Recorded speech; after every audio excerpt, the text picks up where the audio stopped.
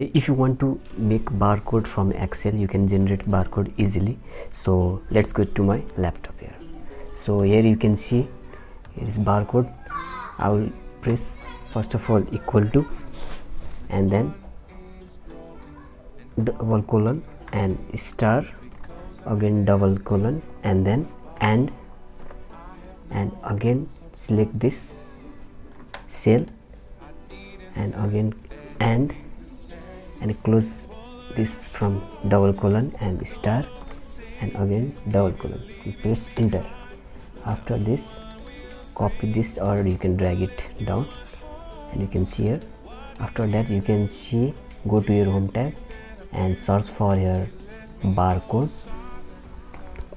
font.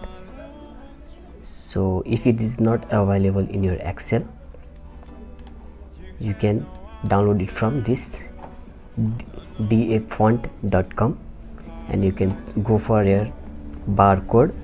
Just click your barcode and you can download it from there. I have just downloaded and install it in this laptop. So in this way you can make your font as barcode. So follow for more. Thank you.